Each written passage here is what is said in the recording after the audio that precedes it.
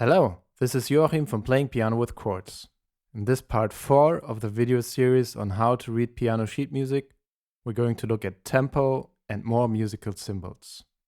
It's based upon a chapter of the Playing Piano with Chords book, which you can find at playingpianowithchords.com. We start with lines. The final bar line indicates the end of the piece. These two dots next to two lines are a repeat sign. The repeat sign indicates that a section of the music should be repeated. Just think of brackets in a text. The part in the brackets should be repeated, with the dots pointing inwards. If there's only the second repeat sign, just start over from the beginning and play everything again. If two repeat signs enclose a section of the music, repeat this section only. After the repetition, you move on or stop if it's the end of the piece. Here's an example with a little pickup, a part that is played and then repeated, and an ending that comes after the repetition.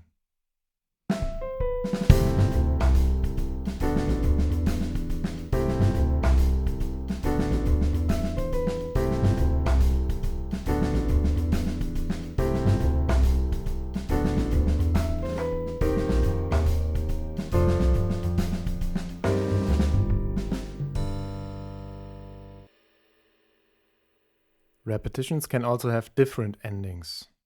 So you play one part, but when you repeat, the repetition has a different ending, and then you move on to another part. So the repetitions have different endings. In this case, the different endings are indicated by so-called voltas. So here you would play the first volta when reaching it, then repeat the section, but then you jump to the second volta when reaching the first volta, skipping the first volta. Here's how you play it.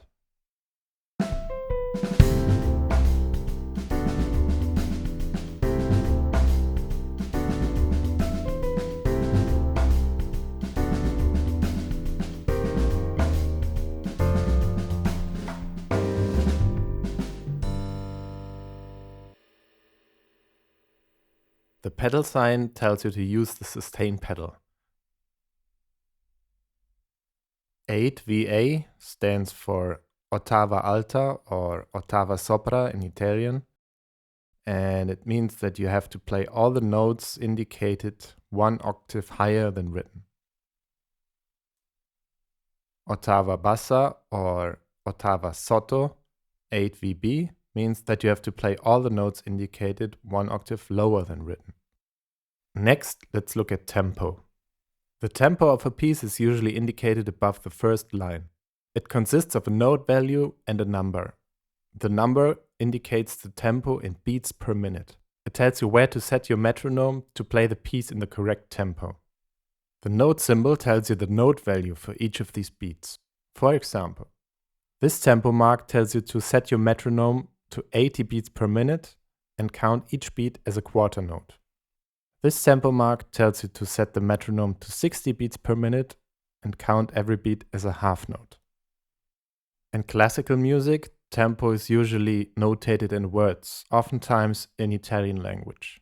The most common ones from slow to fast are largo, meaning broadly, lento, meaning slowly, andante, meaning walking pace, moderato, meaning moderate speed, allegretto, meaning moderately fast, allegro, meaning fast or quickly, presto, meaning very fast.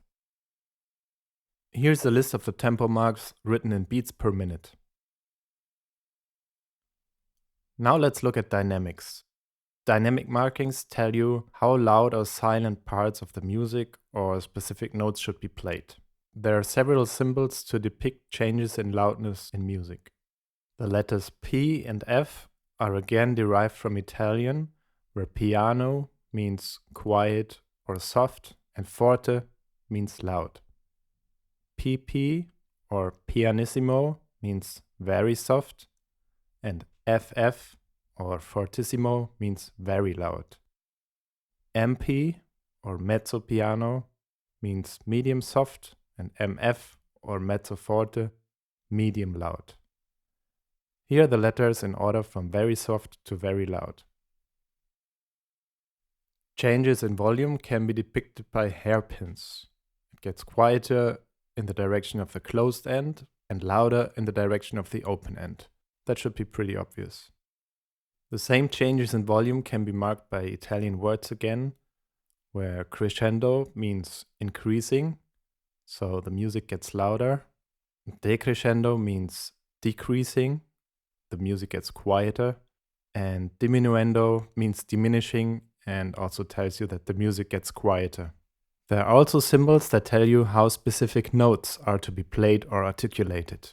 An accent signifies that the marked note should be emphasized by a stronger attack. Sounds like this. A dot above or below the note means staccato. That's Italian for detached. The notes with the dots should be played with a very short attack. Sounds like this.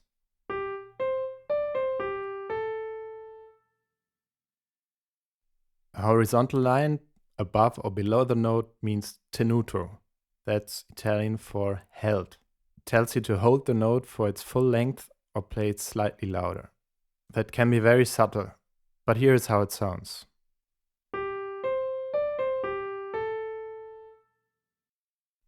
The opposite of staccato is legato, which is Italian for connected. The notes that are connected by a slur are to be played as if flowing into one another.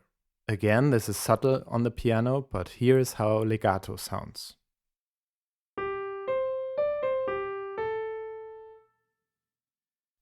A grace note is a very short attack on another note before the proper note is being played.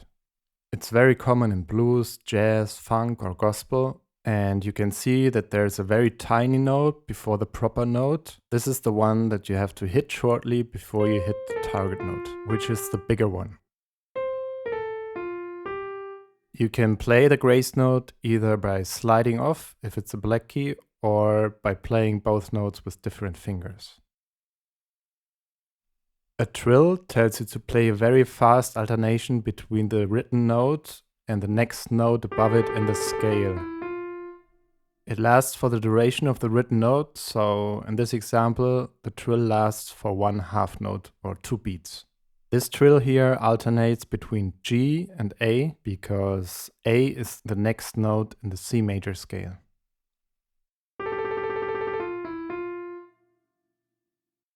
An upper mordent is similar to a trill, but the alternation is played only once. So it's A-B-A in this example. A lower mordent works just like the upper mordent, but here you play the next note below. So it's A-G-A in this example. A tremolo is an alternation between 2 different notes. Even though 2 notes are written, only one of them is counted. So this tremolo lasts for the duration of one half note, because you only count one of the 2 notes written.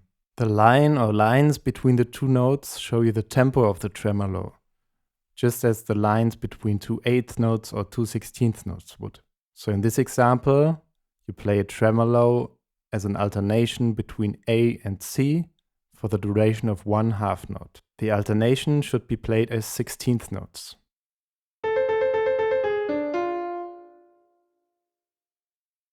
If notes are stacked upon each other, it means that you have to play them at the same time.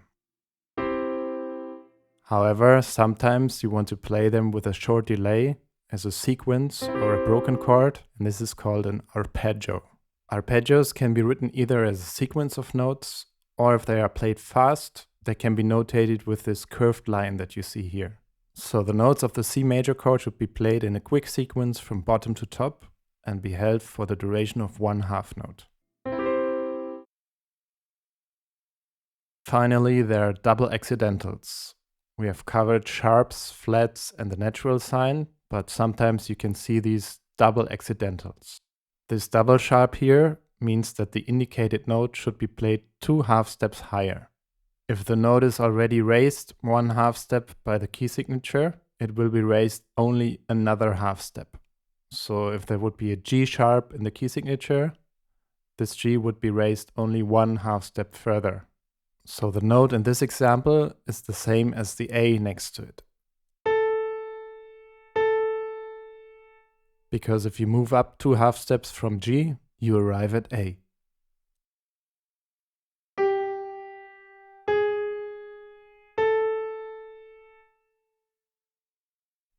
The double flat works just as the double sharp, only in the other direction. So the note in this example is the same as an A again, because if you move down 2/2 steps from B, you arrive at A.